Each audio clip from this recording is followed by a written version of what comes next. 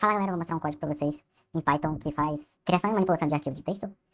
Eu vou utilizar três modos: de escrita, de adição e o de leitura. Eu vou utilizar o if open, vai abrir o arquivo e vai fazer toda essa manipulação. Primeiro eu vou criar uma variável com o nome narquivo, que seria o nome do arquivo. Eu vou colocar file.text. Vou dar um if open. Vai ter alguns parâmetros que ele mostra aqui, ó. Primeiro é o caminho do arquivo, depois é o modo, depois tem o buffering, só que o buffering ele vem com -1 tipo padrão, né? Um inteiro, -1. O encode, que a gente vai passar também. A gente vai passar três parâmetros: o caminho do arquivo, o modo e o encode, que é a codificação, que vai ser o TF8. Primeiro eu vou colocar narquivo aqui. O primeiro modo que eu vou utilizar vai ser o write, para escrever, e o encode vai ser o TF8, para ele reconhecer caracteres especiais. Aqui eu vou colocar as arquivo.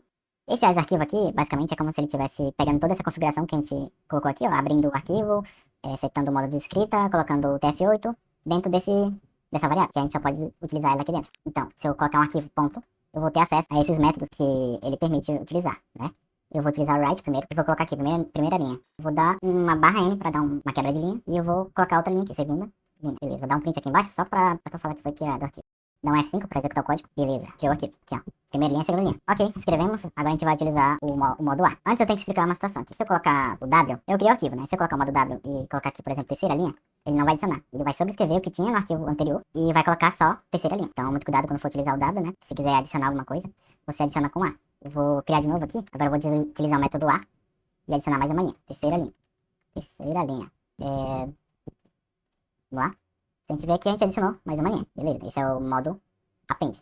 Agora a gente vai utilizar o modo R. O que seria o modo R? É o modo de leitura. No caso aqui eu vou criar uma variável, período, e vou passar aqui arquivo.read, para ele ler o que tem dentro do arquivo de texto.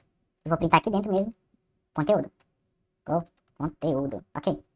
Vou dar um print aqui só para conteúdo do arquivo. Só pra ficar bonitinho mesmo.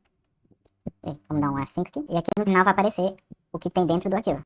Aqui, conteúdo do arquivo. Primeira linha, segunda linha, terceira linha. São esses três métodos mais utilizados. Tem outros aí que eu não vi ainda, mas são esses principais que a galera usa para projetos de automação, etc. É isso, então. Curte aí o vídeo e comenta se você usa esse if open para algum projeto seu, alguma automação.